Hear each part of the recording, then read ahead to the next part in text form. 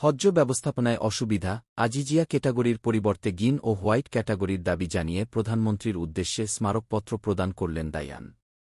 পবিত্র হজ্জ পালনে প্রতিবছর ভারত তথা আসামের হাজার হাজার ধর্মপ্রাণ মুসলমান পবিত্র ভূমি মক্কা-মদিনায় যাত্রা করে থাকেন। তবে সাম্প্রতিক সময়ে ভারতীয় হজ্জযাত্রী, বিশেষ করে আসাম রাজ্যের হজ্জযাত্রীদের বিভিন্ন ধরনের প্রশাসনিক ও সুবিধা সংক্রান্ত সমস্যার মুখোমুখি হতে হচ্ছে।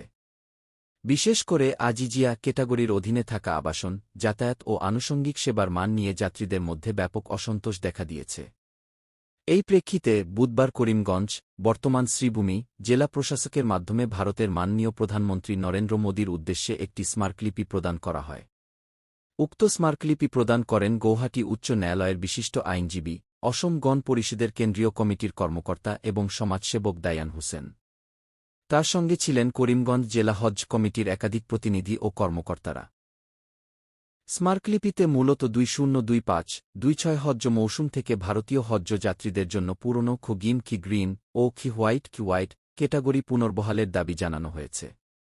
স্মারকলিপিদাতাদের মতে, এই দুই ক্যাটাগরিতে যাত্রীদের জন্য আবাসন, খাবার, যাতায়াত এবং অন্যান্য সুবিধাগুলো অপেক্ষাকৃত উন্নতমানের এবং যাত্রীবান্ধব ছিল।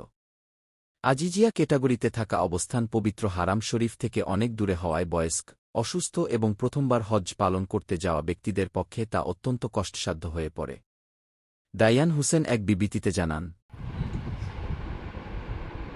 আজকে আমি এবং আমার বন্ধুবর শ্রীভূমি জেলা হজ কমিটির সদস্য জুনেল হোসেনকে সঙ্গে নিয়ে ভারতবর্ষের হজযাত্রীরা, বিশেষ করে আসামের হজযাত্রীরা যে অসুবিধার সম্মুখীন হচ্ছেন সেই সমস্যাগুলো তুলে ধরে ভারতবর্ষের মাননীয় প্রধানমন্ত্রী শ্রী নরেন্দ্র মোদীজিকে একটি স্মারকপত্র প্রেরণ করি। আমরা সেই স্মারকপত্র শ্রীভূমি জেলার জেলা কমিশনার শ্রীযুক্ত প্রদীপ কুমার দ্বিবেদীর মারফত আমরা দিল্লিতে প্রেরণ করেছি।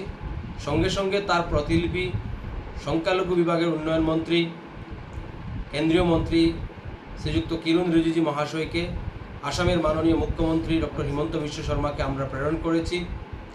আমাদের দাবিগুলোর মধ্যে রয়েছে যে আগের যে হজের সিস্টেম ছিল গ্রিন, হোয়াইট এবং আজিজিয়া, এই সিস্টেমটা পুনরায় চালু করা।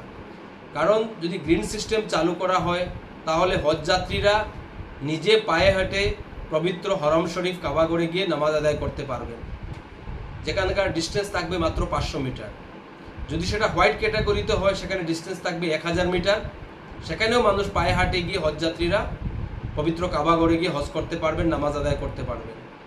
কিন্তু যে আজিজিয়া সিস্টেম, যদিও চোখে দেখা যায় যে 4-5 কিলোমিটার 6 কিলোমিটার, কিন্তু ট্রাফিক ব্যবস্থার জন্য সেখানে বাস দিয়ে যেতে হয়, আর সেই বাস দিয়ে আসা যাওয়া করার জন্য প্রায় 30 থেকে 40 কিলোমিটার যাত্রা ওনাদেরকে করতে হয়। এতে যারা বয়োজ্যেষ্ঠ যারা হজযাত্রীরা রয়েছেন তাদেরকে অনেক অসুবিধার সম্মুখীন হতে হয়।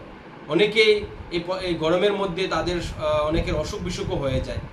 এবার হজযাত্রীদের সাথে আমরা আলোচনা করার পর যে হজযাত্রীগুলো তাদের যে অসুবিধার কথাগুলো বললেন, সেই অসুবিধাগুলো আমরা ব্যক্তিগতভাবে উপলব্ধি করতে পেরে ভারতবর্ষের মাননীয় প্রধানমন্ত্রী নরেন্দ্র মোদীজির কাছে আজকের এই স্মারকপত্র প্রেরণ করেছি।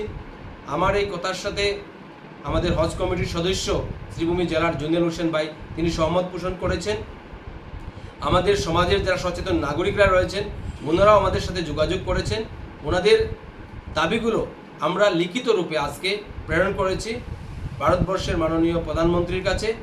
উনি আমাদের শ্রীভূমি জেলার জেলাধিপতি তথা ডিস্ট্রিক্ট কমিশনার প্রদীপ কুমার দ্বিবেদীর মারফতে।